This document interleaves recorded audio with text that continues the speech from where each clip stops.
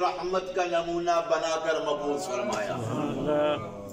ان کی ہدایت کے لیے دعا کی جا سکتی ہے، ان کی طرف تبلیغ کی جا سکتی ہے.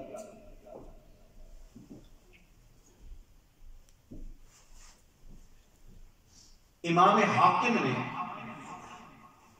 نبی رحمت صلی اللہ علیہ وآلہ بیت وسلم کے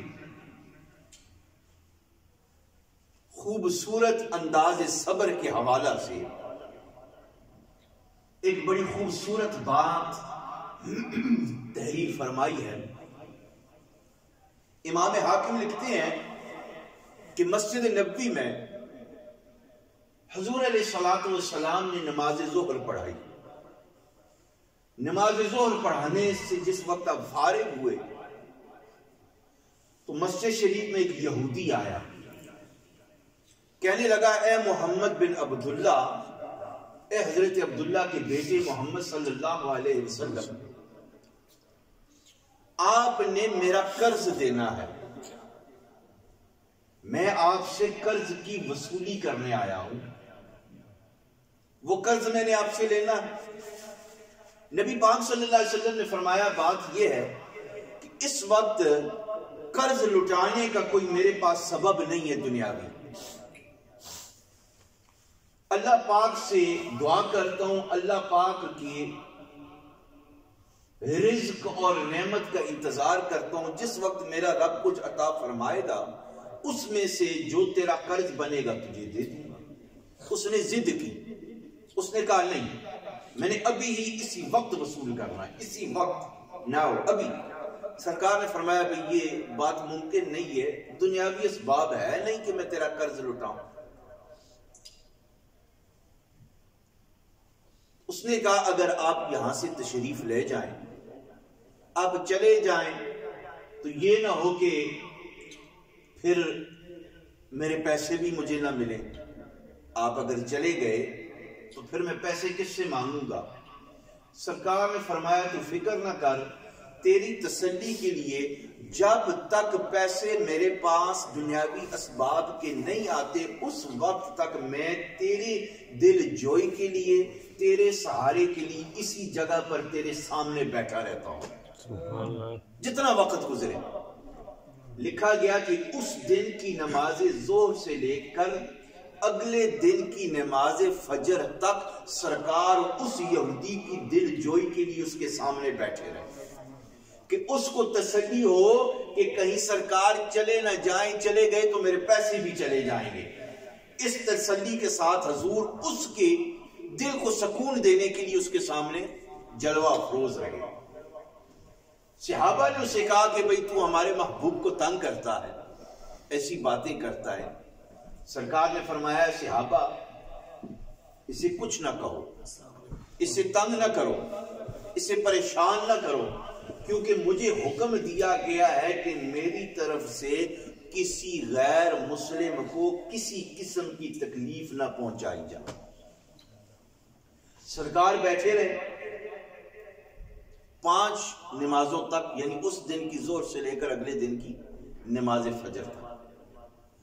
وہ سارا کچھ معاملہ دیکھتا رہا. اب یہ بات جس وقت اس نے سنی کہ سرکار نے فرمایا کہ مجھے حکم ہوا ہے کہ میری طرف سے کسی غیر مسلم کو تکلیف نہ پہنچے. وہ یہودی جو مسجد نبوی میں آیا تھا اپنا قرض لینے کے لیے، رسول کائنات کی ادا دیکھ کر وہ رسول اللہ کی ذات عالی پہ قربان ہو جاتا ہے.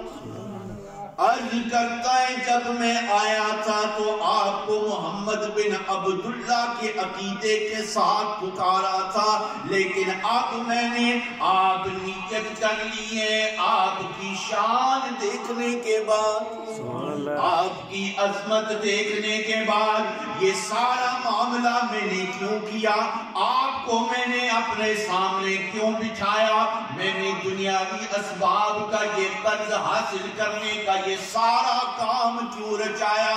اس لیے کہ ہماری کتاب توریت میں لکھا ہوا ہے کہ ان قریب مکے میں ایک ایسا بندہ پیدا ہوگا جس کا زمین پر نام محمد ہوگا اور آسمان پر نام احمد ہوگا. جب وہ زمین کو سجایا جائے گا، اور جب معراج کی رات آئے گی تو رب تعالیٰ پورا عرش سجائے گا۔ ایسا کائنات میں پہلے کبھی محبوب نہیں آیا، نہ آنے والا ہے۔ میری کتاب میں یہ لکھا ہوا ہے وہ توریت جو رب نے بھیجی موسیٰ علیہ السلام پر کہ اتنی شان والا نبی آنے والا ہے جس کا چہرہ نور علی نور ہوگا، جہاں بھی آپ جلوہ افروز ہو جائیں گے وہ ساری جگہ آپ کے نور سے چمکنا شروع ہو جائیں گی۔ بات کریں گے تو سچ بیان کریں گے، بات کریں گے تو سنہری موتی بکھیریں گے، اور ان کے آگے پیچھے عاشقوں کی جماعت ہوگی۔ یہ ساری خوبیاں میں دیکھنے کے لیے آیا تھا، یہ ساری خوبیاں میں نے آپ میں پائی ہیں۔ آپ بے شک محمد بن عبداللہ کے بیٹے ہیں، پر مجھے کلمہ پڑھا دیجئے، میں آپ کو محمد رسول اللہ ماننے کا اعلان کرتا ہوں، آپ کو محمد رسول اللہ ماننے کا اعلان کرتا ہوں۔ قریب آیا، سرکار سے عرض کیا کہ یا رسول اللہ یہ سارا کچھ اس لیے کیا کہ وہ جو صفات ہماری کتاب میں تھی وہ میں آپ میں تلاش کرنا چاہتا تھا، آپ میں مل گئی ہیں، میں نے کلمہ پڑھ لیا ہے، یہ قرضہ لینا نہ لینا یہ کیا بات ہے، اصل میں بہانہ آپ کی غلامی کا ہے، آپ کا غلام بننا چاہتا تھا اور کوئی بہانہ طریقہ تلاش کرنا چاہتا تھا۔ اب بات یہ ہے کہ میرے پاس جو مال اپنا ہے جتنا بھی ہے میں سب کچھ آپ کو پیش کرتا ہوں، آپ دین پہ خرچ کریں، جس طرح چاہیں آپ اسے استعمال کریں۔ اب دیکھیں نا کہ رسول اللہ صلی اللہ علیہ وآلہ بیتی وسلم کو اللہ تعالیٰ نے کتنا بڑا اعلیٰ مقام عطا فرمایا کہ اپنے تو اپنے رہے، غیر بھی آپ سے بات حاصل کرتے تھے، فیض حاصل کرتے تھے اور مکمل رہنمائی حاصل کرتے تھے۔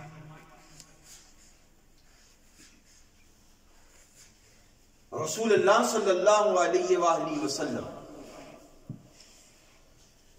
سیدنا علی المرتضی رضی اللہ تعالیٰ عنہ کے ساتھ ایک تبلیغی دورے پہ تشریف لے جا رہے ہیں، کسی بیان جگہ، وہاں پر انسانوں کی کوئی نشانی صورت نظر نہیں آتی، جنگل سمجھ لیں یا کوئی ایسی فارسٹ والی جگہ سمجھ لیں، وہاں پر کیا ہے، درخت، چارہ کرنے والے جانور، پانی، پتھر اور پہاڑ، انسانیت کا اس جگہ پر نہیں، آگے آبادی ہے۔ تبلیغی دورے پر سرکار دو عالم صلی اللہ علیہ وسلم اور علی المرتضی تشریف لے جا رہے ہیں۔ علی پاک کہتے ہیں ہم چل رہے ہیں، اب ہمارے سوا کوئی دوسرا بندہ تیسرا نہیں ہے، دو ہیں، ایک حبیب خدا اور ایک شیر خدا، سبحان اللہ، ایک حبیب خدا اور ایک شیر خدا، ایک اللہ کا حبیب اور ایک اللہ کا شیر، یہ دونوں آپس میں گزر رہے ہیں، دونوں آپس میں چچا زاد بھائی بھی تھے، علی سرکار دو عالم کے داماد بھی تھے، دونوں چل رہے ہیں۔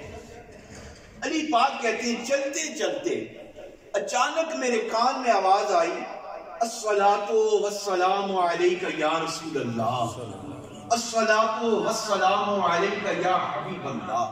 میں رک گیا، میں آگے پیچھے دیکھنے لگا بھئی یہ آواز کہاں سے آ رہی ہے، آواز بھی انسانوں کی ہے اور آواز بھی سلام پیش کرنے کی ہے۔ سرکار نے میری طرف دیکھا، فرمایا علی تو یہ سوچ رہا ہے کہ بندہ تیسرا نہیں ہے ادھر کوئی، تو مجھے سلام کون پیش کر رہا ہے؟ عرض کیا یا رسول اللہ یہ تو میں سوچ رہا ہوں، انسان تو ہم دونوں ہی ہیں یہاں، تیسرا تو بندہ ہے کوئی نہیں، یہ سلام پیش کرنے والا کون ہے؟ سرکار نے فرمایا وہ سامنے تجھے پتھر نظر آ رہے ہیں، سبحان اللہ، وہ پتھر تجھے نظر آ رہے ہیں، وہ پتھر مجھے سلام کر رہے ہیں کیونکہ انہوں نے پہچان لیا ہے کہ ہم سے اللہ کے رسول کا گزر ہو رہا ہے، اللہ کے رسول کا گزر ہو رہا ہے۔ یعنی آپ دیکھیں کہ بے جسم، بے جان، بے سانس اشیاء یہ بھی جانتی ہیں کہ اللہ کے رسول تشریف لا رہے ہیں۔